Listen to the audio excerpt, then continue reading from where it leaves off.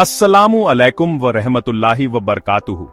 मेरे प्यारे भाइयों और बहनों, आज हम एक ऐसे महत्वपूर्ण विषय पर बात करेंगे जो हमारे समाज में गहरे पैठ बना चुका है, लेकिन इस्लाम की शिक्षाओं के खिलाफ है। जाति प्रथा। चलो बात करते हैं कि इस्लाम इसके बारे में सच में क्या कहता है। आप सरप्राइज हो सकते हैं, इंडिया में कई मुस्लिम्स अभी भी बिरादरियों से आइडेंटिफाई करते हैं, जैसे सैयद, शेख, पठान, अंसारी, कुरैशी आदि के आधार पर भेदभाव देखा जाता है। लेकिन सवाल यह है कि क्या यह प्रथा इस्लाम के सिद्धांतों के अनुरूप है? लेकिन बात यह है, इस्लाम सिर्फ इक्वालिटी के बारे में है। कुरान बहुत क्लियर है, इस्लाम समानता और भाईचारे का धर्म है। कुरान और हदीस में बार बार इस बात पर जोर दिया गया है कि सभी इंसान अल्लाह की नजर में बराबर हैं और श्रेष्ठता का आधार केवल तकवा, ईश्वर के प्रति भक्ति और नेकी है।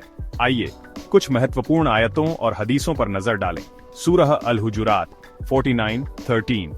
ए लोगो, हमने तुम्हें एक पुरुष और एक स्त्री से पैदा किया और तुम्हें विभिन्न कबीलों और समुदायों में बांटा ताकि तुम एक दूसरे को पहचान सको।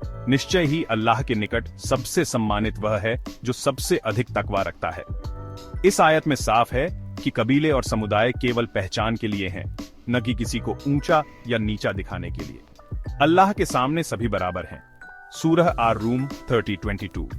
उसकी निशानियों में से एक यह भी है कि उसने आकाशों और धरती की रचना की और तुम्हारी भाषाओं और रंगों में विविधता पैदा की। इसमें समझ रखने वालों के लिए निशानियां हैं। यह आयत मानवता की विविधता को अल्लाह की निशानी बताती है, न कि भेदभाव का आधार। पैगंबर मोहम्मद उन पर शांति हो ने तो यहाँ तक कहा कि कोई अरबी गैर अरबी पर श्रेष्ठ नहीं है, न कोई गैर अरबी अरबी पर, न कोई गोरा काले पर श्रेष्ठ है, न कोई काला गोरे पर। श्रेष्ठता का आधार केवल तकवा और अच्छे कर्म है। अल्लाह तुम्हारे चेहरों और धन को नहीं देखता, बल्कि तुम्हारे दिलों और कर्मों को देखता है। सही मुस्लिम हदीस नंबर 2564।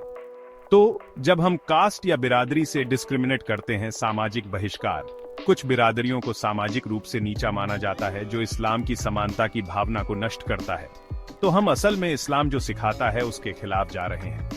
अगर हम सच्ची यूनिटी और भाईचारा चाहते हैं, जाति प्रथा से बचने के लिए क्या करें? हमें अपने समाज से इस गैर इस्लामी प्रथा को खत्म करने के लिए मिलकर काम करना होगा। यहाँ कुछ सुझाव हैं। 1. जागरूकता फैलाएं। कुरान और हदीस की शिक्षाओं को पढ़ें, समझें और दूसरों को बताएं। 2. विवाह में समानता।